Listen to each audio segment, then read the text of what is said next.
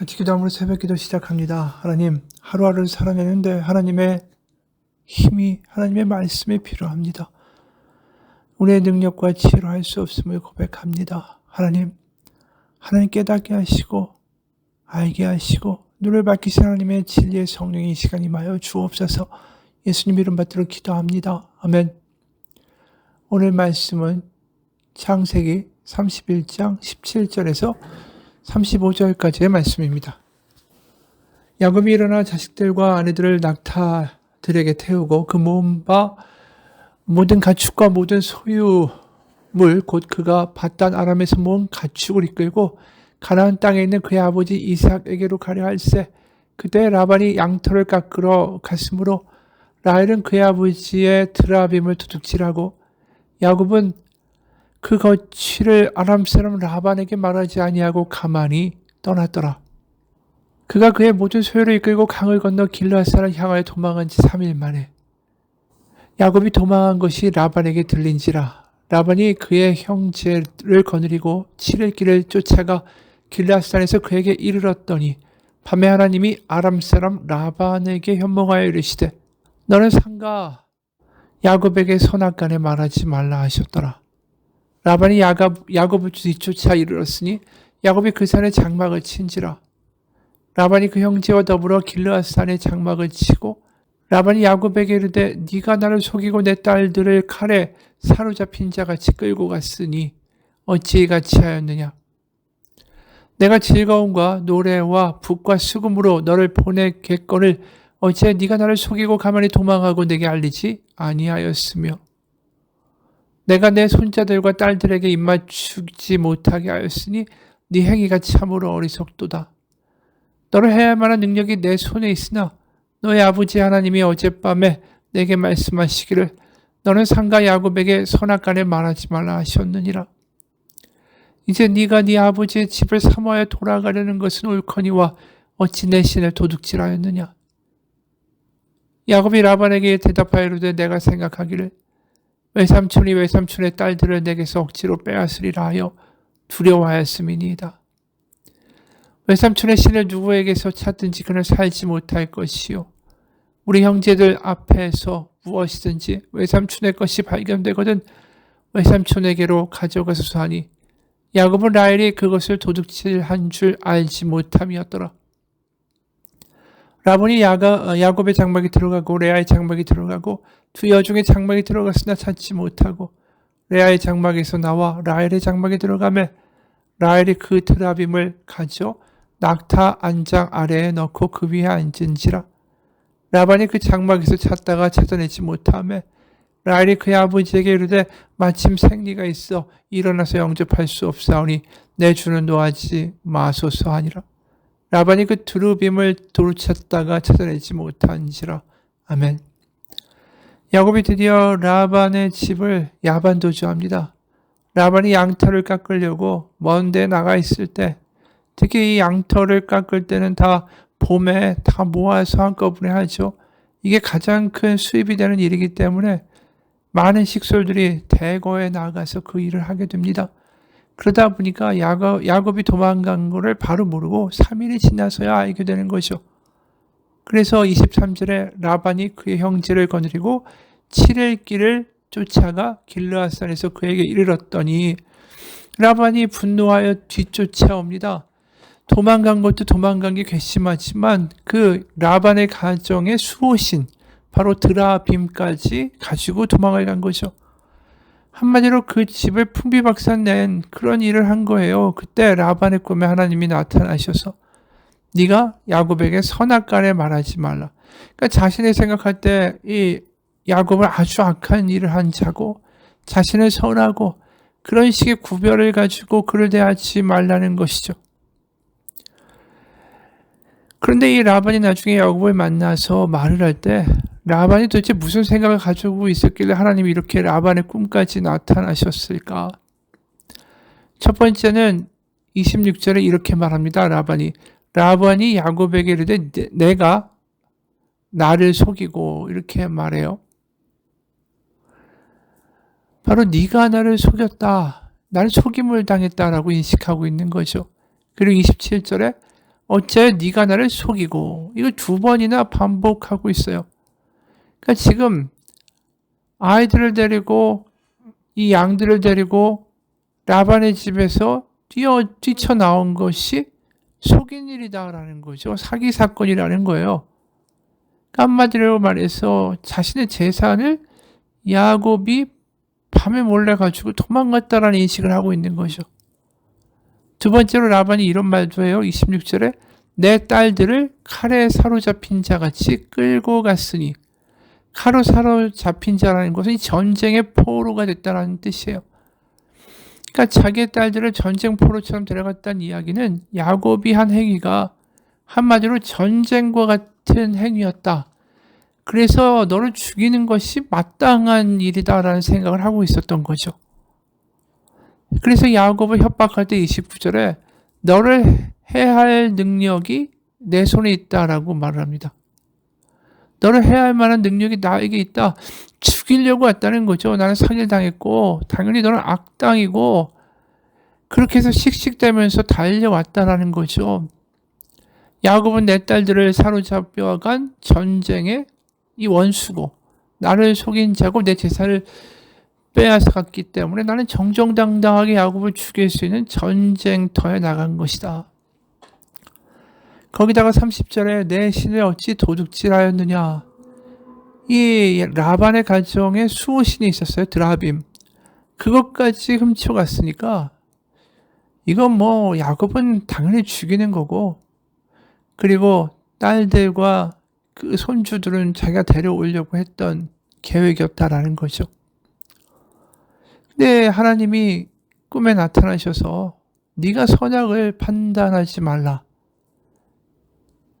그렇게 되어버리니까 이 사람이 두려워서 그 일을 못하는 거죠.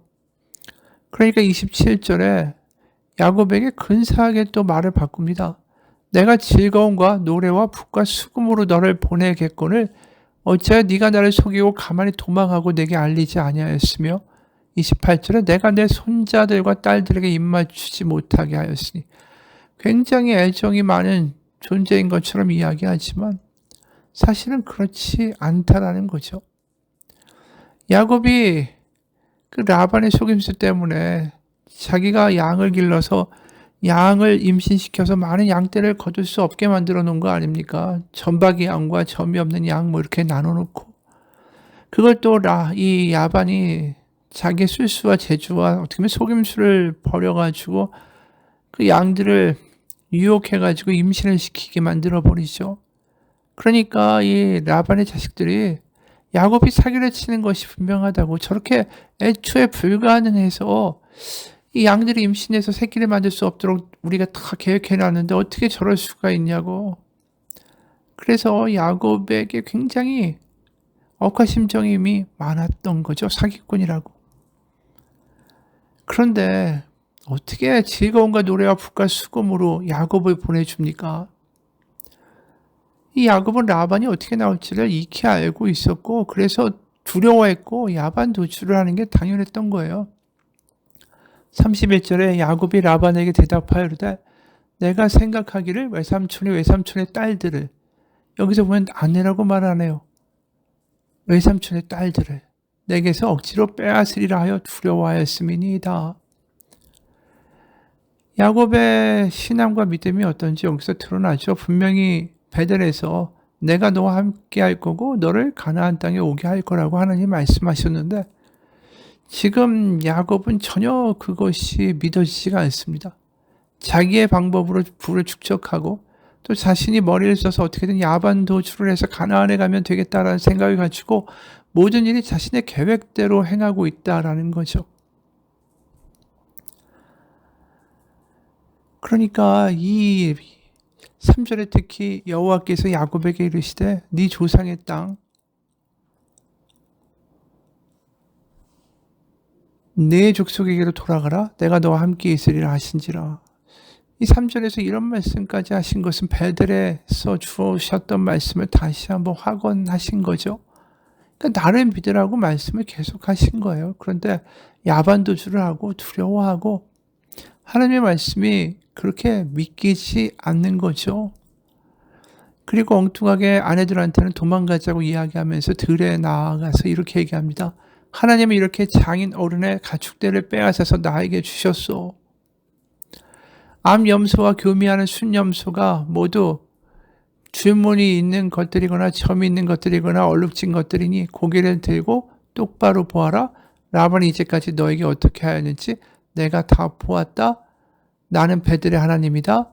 네가 거기서 기둥에 기름을 붓고 거기서 나에게 맹세하였다. 이제 너는 이 땅을 떠나서 네가 태어난 땅으로 돌아가라. 이렇게 하나님이 하셨다고 아내들한테 이야기한 거예요. 근데 이게 사실은 정말로 하나님이 하신 일일까요? 하나님이 하신 일이라고 그가 믿고 확신했다면 라반을 겁내서 야반도주 했을까요? 그러니까 아내들한테 근사하게 말은 한 거예요. 하나님이 다 알고 계시고 이제 내가 너를 돌려보내주겠다. 다시 말해서 이 야곱이 하는 말을 가만히 보면 반은 맞고 반은 거짓말인 거죠.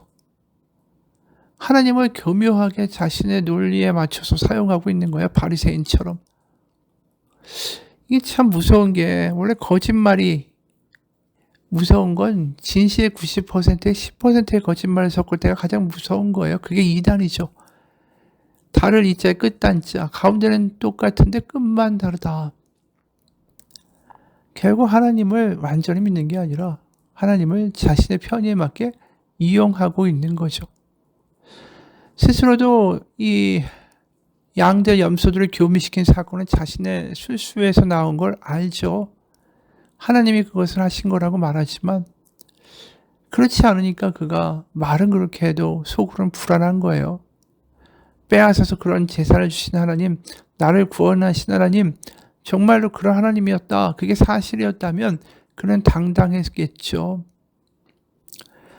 여기서 우리 분명한 한 사실을 알게 됩니다. 두려움은 엉성한 믿음에서 시작되는 거죠. 용기는 순전한 믿음에서 나오는 거예요. 어떻게 보면 단순한 믿음, 순전한 믿음은 용기를 가지고 옵니다. 지금 야곱은 그게 안 되는 거죠. 하나님을 없다고는 말 못하지만 여전히 인간적인 방법을 사용하면서 자신의 술수에 맞춰서 하나님의 명분을 사용하고 하나님을 이용하려고 하는 생각이 또 강한 거죠. 그러니까 이런 엉성한 믿음에서는 절대로 담대함이 나올 수가 없다라는 거예요. 순전한 믿음이 있으면 용기가 생기죠. 담대함이 생기죠.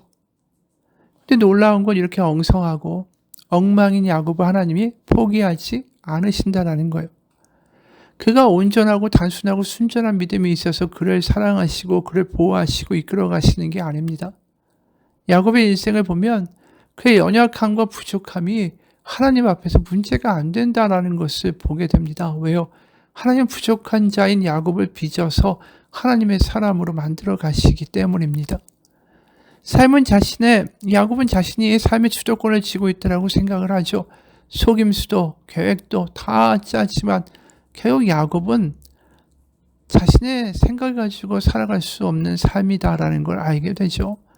요셉을 잃고 베냐민도 잃을 뻔하고 강간 사건이 벌어지고 결국 모든 주도권을 하나님이 가지고 계셨어요. 그런데도 여전히 눈앞의 일들을 자신의 선악을 구별한다라는 교만을 가지고 살아가는 거죠. 그러면서 두렵죠. 이게 선이다라고 생각하지만 확신은 없고 잘 될까 걱정되고 하나님께 온전하게 맡기는 순전한 믿음이 야곱에게 없었다라는 거죠. 누가 이런 말 합니다. 빌딩 앞에 고급 승용차 한 대가 멈춰섰습니다. 시중 드는 사람이 차에서 내리더니 건물에서 고급스러운 요리를 자동차 안으로 운반을 했습니다.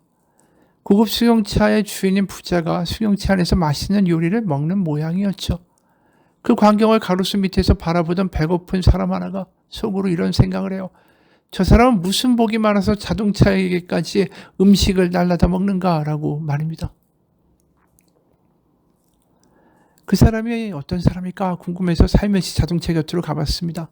마침 열린 차문 사이로 자동차를 타고 있는 그 사람이 보였는데 놀랍게도 그 사람은 하반신이 없는 사람이었죠. 고급 승용차의 주인을 부러워하던 이 배고픈 남자는 자신이 무엇을 먹든 간에 배고프지만 않으면 난 그렇게 불행한 존재는 아니구나라는 것을 깨닫게 된 거예요. 다 가진 것 같은 사람도 남 모르는 고민과 슬픔과 아픔을 가지고 있는 법입니다. 우리는 세상으로 채울 수 없는 하나님의 은혜를 받아서 예수 그리스도로 충만한 하나님의 자녀가 됐습니다. 그렇기 때문에 저 사람은 뭘 하기 때문에 저렇게 복이 많고 잘 살까? 이런 식의 비교를 하면서 우울해하는 삶을 살아갈 필요가 없다라는 거죠. 믿음은 이미 나에게 예수님이 있기에, 나에게 구원이 있기에, 나에게 하나님 아버지가 있기에 나는 복된 존재라는 것을 믿고 살아가는 것입니다. 그래서 그리스도 안에 있으면 새로운 피조물이다. 나는 새 것이 되었다. 이런 확신을 가지고 살아갈 수 있는 담대함이 있어야 된다는 거죠. 자꾸만 다른 사람들과 비교하고 질투하고 그러면서 난 이렇게 할까 저렇게 할까 고민하다가 더 두려움에 빠지게 되고, 온전한 믿음이 용기를 가지고 옵니다. 우리가 엉성한 믿음이기 때문에 두렵고 혼란스러운 거예요. 마지막 한 이야기로 마칩니다. 서초 성결교회 김성년 목사님이 진정한 기독교가 뭔가라고 생각하게 된 계기가 있었다라고 해요. 어느 날 자연 풍광이 너무나 아름다운 충남 보령의 갈매못 순교지를 방문해서 한국 천주교 초기의 순교사를 듣게 됐습니다. 천주교 병임 박해 때 30대의 젊은 프랑스 신부들과 노년의 성도들이 잡혀왔어요. 신부들부터 시작된 이 목을 베는 것은 잔인하고 처참했죠. 처형 현장을 바라보던 남은 신부들은 이 배교를 할 수밖에 없는 극도의 두려움을 가지게 됩니다. 이때 함께 잡혀온 노년의 성도들이 젊은 신부들에게 다가가서 꼭 안아주면서 천국이 있다고, 이곳의 고통은 잠깐이면 지나갈 거라고, 조금 후면 우리는 신부님이 전하신 말씀대로 더 좋은 곳에서 그리스도와 영원히 살게 될 것이라고, 더 좋은 것 천국을 바라보세요. 이 말을 하는 거예요. 이 말에 신부들이 정신을 차리고 담대히 참수형의 공포를 이겨냈다라는 거죠. 목사님은 도대체 이 믿음이 어떤 거길래 죽음의 두려움도 불사하는 순교를 했을까? 그러다가 순교 기념을 성당 안으로 들어섰습니다. 그때 입구벽에 조각되어 있는 한 문구를 보게 됐는데 전기에 감전된 듯한 전율을 느꼈어요. 벽면에 하얀 글씨로 이렇게 적혀 있었습니다. 예수를 가진 자는 모든 것을 가진 자이다. 같이 기도하겠습니다. 하나님, 예수를 가진 자는 모든 것을 가진 자이다. 이 말씀이 우리에게도 아멘이 되기 원합니다. 담대함과 용기는 온전하고 단순한 믿음에서 나온다고 믿습니다. 예수를 가진 자는 모든 것을 가진 자이다. 이 말씀에 아멘으로 살아가는 우리가 되게 하옵소서. 예수님 이름 받들어 기도합니다. 아멘.